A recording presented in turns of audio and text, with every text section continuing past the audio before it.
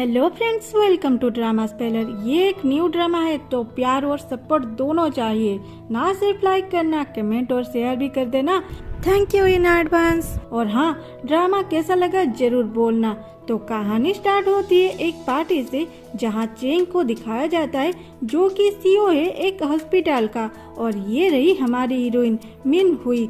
वो कभी भी ऐसी ग्रैंड पार्टी अटेंड नहीं करती थी, इसलिए सबकी नजर उस पे थी। एक्चुअली ये पार्टी मिस्टर जीन के वेलकम के लिए था। वो आते भी है और अंदर आके देखते हैं मिन हुई चेंग के पास जाके उसके साथ बात कर रही थी और चेंग के साथ एक ड्रिंक पी के जाने लगती है। तो चेंग उसे रोक के बोलता है, तुम 5 साल पहले सबके सामने मेरा इंसल्ट की थी, एक ड्रिंक से कुछ नहीं होगा। तुम्हें याद है ना, तुम्हारे बेटे का जान मेरे हाथ में है। ये सुन के मिन हुई खड़ी होके कुछ सोच के चेंग के ऊपर बैठ के बोलती है, अब हो गया। आसपास के लोग ये सोच रहे थे मिन हुई चेंग को सीड्यूस कर रही है। जीन भी ये सब देख रहा था। उसे तो उन लोगों की बातें सुनाई नहीं दे रही थी। वो भी समझ रहा था कि मीन उस पे डोरे डाल रही है। तभी चेंग की वाइफ वहाँ आके उस पे शराब गिरा देती है और बोलती है, मीन हुई बिहेव योरसेल्फ। मीन हुई सॉरी बोल के वहाँ से जाने लगती है। तो ईटिंग चेंग का ड्रिंक्स भी मीन हुई के ऊपर फेंकती है, लेकिन मीन के आगे जिन चलाता है। ये देख के सभी शॉक हो जाते हैं। मीन अपने आगे अपने एक्स बॉयफ्रेंड को देख के बीती बातें याद करती है, कैसे वो लोग क्लोज हुए थे। उसके बाद जीन उसे प्रपोज किया था, उसके बाद फिर उन दोनों का ब्रेकअप हो गया।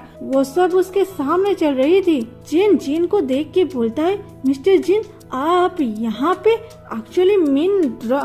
एक्चुअली ये है मीन, ये ड्रंक है इसीलिए ऐसे बिहेव किए हैं। मैं मेरे सेक्रेटरी को बोलती हूँ, वो उन्हें घर छोड़ देंगे। जिन बोलता है कोई जरूरत नहीं, मैं भी यहाँ से जा रहा हूँ तो उन्हें छोड़ दूंगा। चेंग बोलता है, आप अभी तो यहाँ आए हैं। जिन बोलता है तो क्या हुआ, और मिन को पार्टी से बाहर ले जाता है और बाहर लाके मिन के फेस को साफ करने लगता है। मिन उसका हाथ पकड़ के बोलता है, क्या ये तुम हो? तुम कैसे हो? तुम्हारी बीमारी ठीक हुआ ना? जिन बोलता है, तुम अब भी नहीं बदले। तुम पैसों के लिए अब तो शादीशुदा लड़कों को भी फंसा रहे हो। हाँ, तुमने तो मुझे भी धोखा दे दिया और तुमसे एक्सपेक्ट भी क्या किया जाए। ये सुन के मीन बोलती है, उस बात को 5 साल हो गए हैं, क्या हम पुराने बातों को भूल के अच्छे से नहीं रह सकते? जिन बोलता है, कोशिश तो किया था लेकिन मुझसे हो नहीं सका, और वहाँ से चला जाता है। उसके जाने के बाद मीन रोते हुए बोलती है, तो तुम अब भी मुझसे हेट करते हो? और फिर चेंग को कॉल करके बोलती है, तुमने जो बोला था मैंने वो सब कर ली है। अब तुम अपने पापा को बोल के मेरे बेटे का ऑपरेशन कराओ। चेंग पूछता है, वो सब तो ठीक है, लेकिन तुम मिस्टर जीन को कैसे जानते हो? इतने बड़े इन्वेस्टर तुम्हारे लिए पार्टी से चले गए? मीन बोलती है, उससे तुम्हें क्या, तुम्हें जो करना चाहिए वो करो, और फोन कट कर देती है। दूसरे सीन में हमें मीन की बेटे को दिखाया जाता है जो बहुत ही क्यूट है। वो अब हॉस्पिटल में है। मीन जुआन को सुला के डॉक्टर के पास जाती है, जो कि जुआन का अटेंडिंग डॉक्टर के साथ साथ मीन की पड़ोसी था। इसलिए जब मीन अपने काम से बाहर रहती थी, वो हॉस्पिटल में जुआन का ख्याल रखता था।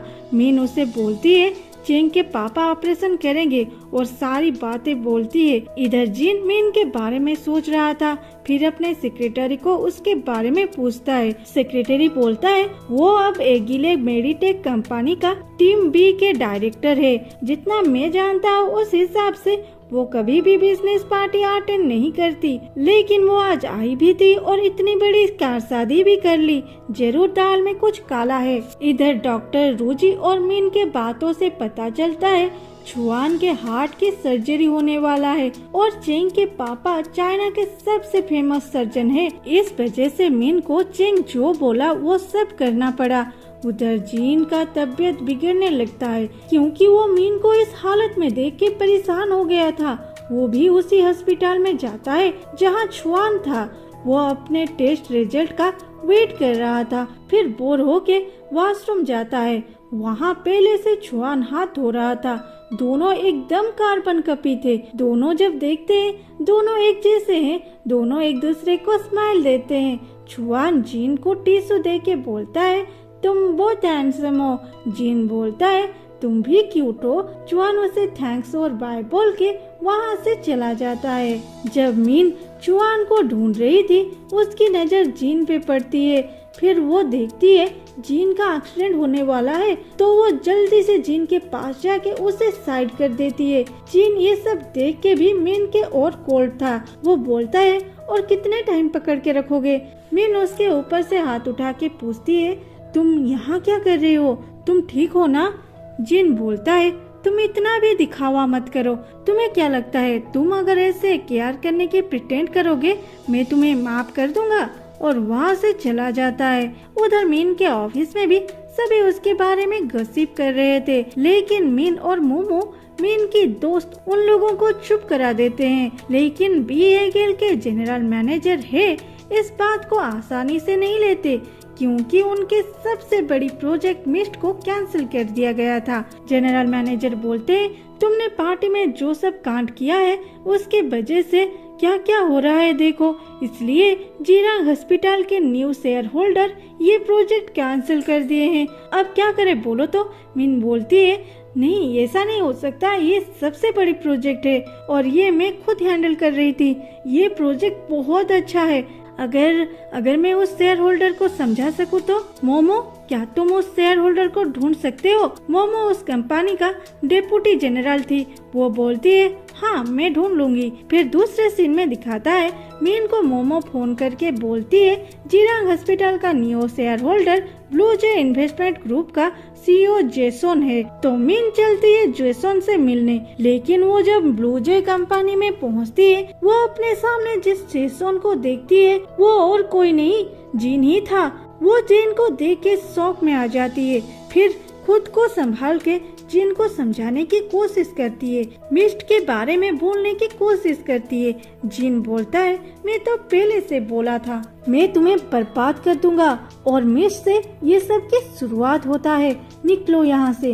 मीन उस दिन तो चली गई, लेकिन वो हर दिन आके जीन का वेट करती थी, जिनसे कुछ टाइम मिलने के लिए जीन का पीछा करती रहती थी।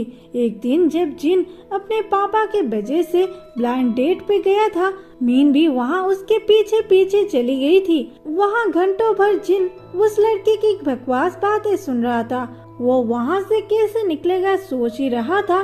तभी वहाँ मीना के बोलती है, तुम इतने टाइम क्यों ले रही हो? तुम तो बोले थे ये सिंपल मीटिंग है, तुम हमेशा मुझे टेंशन क्यों देते हो? फिर जीन के पास जाके बोलती है, मैं इससे तुम्हें छुटकारा दिला सकती हूँ, बदले में तुम्हें मुझे 10 मिनट देना होगा।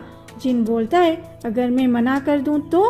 मीन बोलती है, तो ठीक है, मैं तो चली जाऊंगी, लेकिन ये लड़की तुझ पे लट्टू है, ये आसानी से तुम्हें नहीं छोड़ने वाली। सोच लो, 10 मिनट मेरी बकवास सुनोगे या जिंदगी भर इसकी बकवास सुनोगे?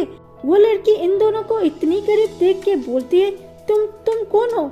यहाँ क्या चल रहा है? ये सुन के जीन बोलता है, ये मेरे गर्लफ्रेंड है मिन हुई भी शक हो जाती है, अरे ये क्या बोल दिया, हम तो सिर्फ नाटक करने वाले थे। फिर 5 साल पहले की बात दिखाता है, जब वो दोनों सालों बाद मिले थे। वो बचपन के दोस्त थे और दोनों अनाथ आश्रम में पले बड़े थे। लेकिन एक दिन जीन को कोई अडॉप्ट कर लेता है। वो मिन से प्रॉमिस करके जाता है कि वो बहुत जल्दी लौट के आएगा और उसे अपने साथ अब्रॉड ले जाएगा। और वो आज आया था उससे मिलने। और यहीं पे ये पार्ट कंप्लीट होता है। ये ड्रामा कैसा लगा कमेंट जरूर करना और अपने दोस्तों के साथ भी शेयर करना। Thanks for watching, love you all, bye bye.